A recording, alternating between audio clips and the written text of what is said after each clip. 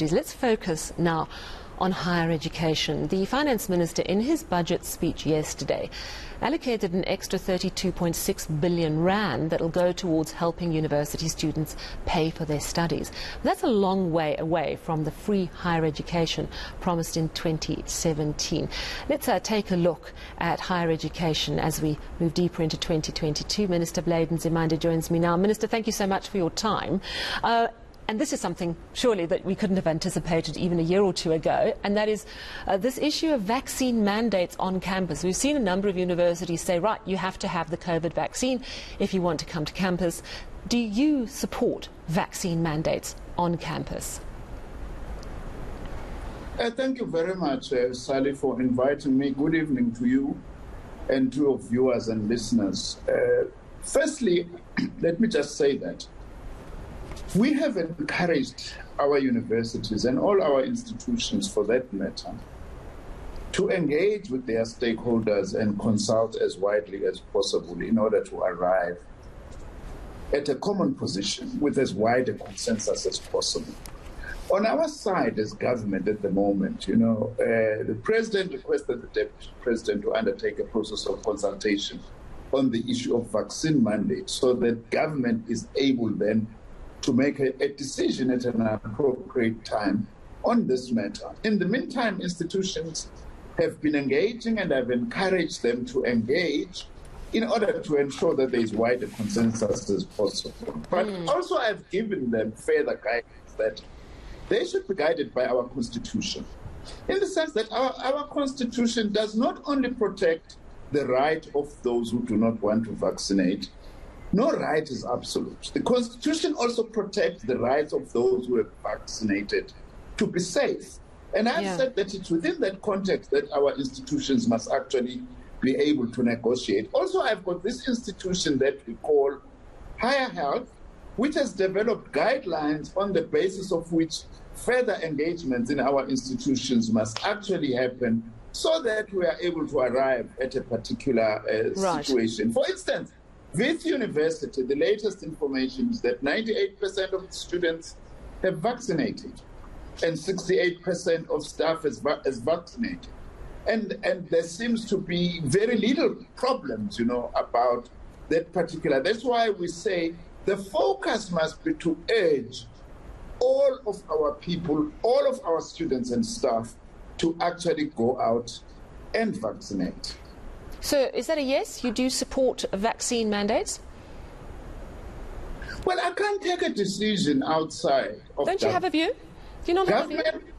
No, but looking at your sector. As a minister, as a minister, unfortunately, Sally, you can't just have your view willy-nilly, because we are part of a collective. Sure. You must be guided. I suppose you yourself, if eNCA has got a particular position on staff, you will be bound by that. We are bound by the government mandate. Even if I've got a view, it doesn't mean anything. All what we have said is that there are people, by the way, there are people, No, just there's because government has not yet made it. Exactly. Let's move on, because I've got a couple more questions. Yes. Every year we see student protests. We're seeing some sporadic protests. I think today at the University of Free State, they've had to close campus because there were some protests. Violence, I think it was Tuesday this week at the Durban University of Technology. Every year we see unhappy students saying that they're being failed by the system. Why does it happen every year if things are getting better?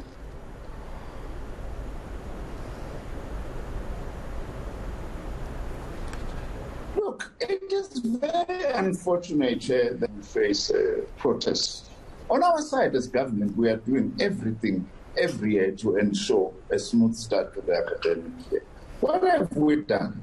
For example, during the past 2 academic years of COVID, we managed to work very closely with our institution to manage COVID-19 such that we are able to finish the academic years. As minister, I created a stakeholder forum that is chaired by our Deputy Minister that is engaging all the time all the stakeholders. I also meet individually with students, with registrars of universities, with the vice chancellors, with college principals of our TVET colleges at all times.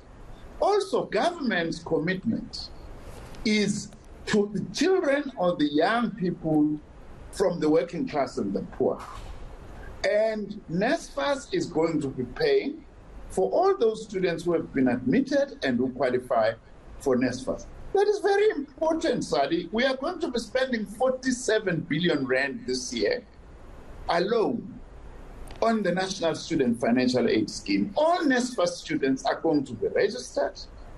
They are actually without paying anything, and they actually get given their allowances. There might be hiccups here and there, but on our side as government, we've made the commitment and the honor. These students really, in many instances, who are raising issues, are those who fall through the cracks. Those who do not qualify for NSFAS because they come from families who are earning more than a 350,000 total family income per year, but at the same time, they are not wealthy enough, their families, to be able to afford university education. What we have been doing is lots of things. Many institutions, in fact, are quiet because a number of institutions have managed to raise money to assist those students. Other institutions have said, we will register you provided you acknowledge that you owe, there is debt. On our side as government, we are engaging both the public and the private financial institutions like the banks, working together with National Treasury to work towards an affordable loan scheme to cover those who fall outside of what government is supporting. Remember, government can't support everyone for higher education. Our policy is that we are supporting the poorest and the children of the working class. We hope by the middle of the year, by the way, we possibly, that's our goal, that would have set an affordable loan scheme so that no student should be able to say, I can't register because I can't afford. Either you have NSFAS or you have an affordable loan scheme. That is what we are working. And most important, Sally, we are engaging the student leadership. As I'm talking to you, they know exactly where we are and what we are doing. We are engaging the trade unions.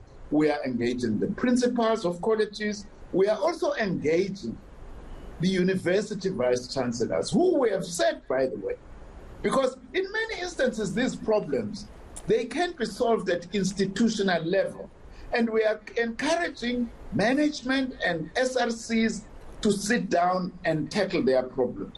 As a matter of fact, most of the system at the moment is working. Learning and teaching has started. It's largely because of these systemic interventions we have made as government, including supporting the students coming from the working class and the poor, as well as negotiations between management and SRCs. That's why we are saying we are urging SRCs and management to sit down, because all these problems that are being raised can be addressed at that level. As I say, it is unfortunate that each year you do have this, but on our side we have said we are willing to engage anyone and everybody, Minister, especially the student leadership. Higher education, as all forms of education, in fact, our entire lives have been turned upside down by COVID-19. We know that we're out of the fourth wave, but we're also hearing very positive signs that we might well be seeing the back of COVID-19. Are you confident that campuses are going to be thriving, buzzy, energetic places of learning in 2022? Yes, Sally, you are right. As government, we are really working together with institutions, and from the look of things now, it looks like it may be a better year, because we would like to actually have contact, teaching and learning. Of course, it's blended now. Most institutions, it looks like going forward is going to be a mix of online and contact. So we are very hopeful, but by saying so, we are not saying we are out of the woods. So we are still urging everybody to follow the health protocols as required by the Department of Health, which is wearing your mask, washing your hands, using sanitizers, and making sure that we maintain physical distance and we observe the kinds of numbers and limitations in relation to gatherings, because we are not out of the wood, you know. It's a very difficult, it's a new virus. Yes, we have learned something about it, but it's been having various variants, it's been mutating. So we can't rule out another wave, and if another wave comes, we don't know how severe it will be. Fortunately, Omicron has not been as severe. That is why we are saying, let's go out in our numbers and vaccinate, because at the end of the day, that is what will make us to actually defeat this virus. Thank you so much for chatting to us this evening. We do appreciate your time. Minister of Higher Education Blade Nzimande.